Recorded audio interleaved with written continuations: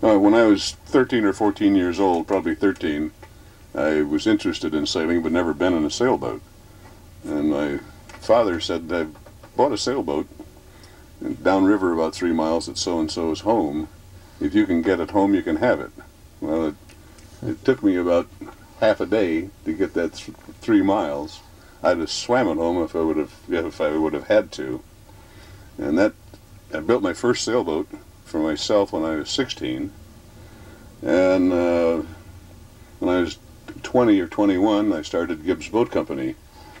Prior to that, I raced an interlake, which was at that time only 250 boats in the western end of Lake Erie, and was absolutely dominant, and had the impression that I was really a very, very talented helmsman, but not likely to become famous because it was a very local class. Mm-hmm. So I decided I'd buy something that was national and nationally competed, and then I'd be famous. So I bought a Thistle. Well, the first 3 regattas I went to, I couldn't even read the numbers on the sail of the boats who won. So I had to swallow that crow, feathers and all, and really seriously compete. Not to become famous, just to be competitive.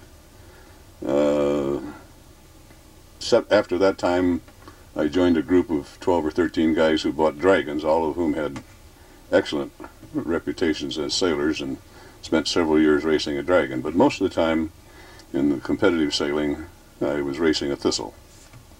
How did you receive your education in the design of boats, and at what point did you become interested really in the aspect of designing boats from scratch? Well, and I, like a lot of guys in their freshman year of school, they take mechanical drawing.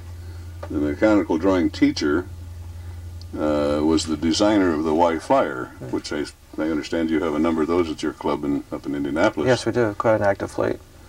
And he was a naval architect, and he saw my passion for sailboats and suggested I come to his classroom 3.5 hours per day at the regular class plus study hall periods. And when I got out of high school, I knew the basics of drafting to design boats. And then I went into my own business, produced several nondescript designs of my own, which never were very successful in the marketplace. But that's how I began.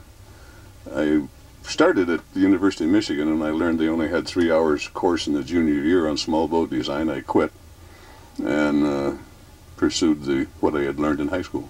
Because you weren't really interested in designing propellers for battleships and larger? No, propellers for battleships didn't interest me one bit. Okay. Can you explain to me the nature and the activity of Gibbs Boat Company, and when you started the firm, and what type of boats you built at that time? Well, the first sailboats of any serious number that I built was the Rhodes Bantam.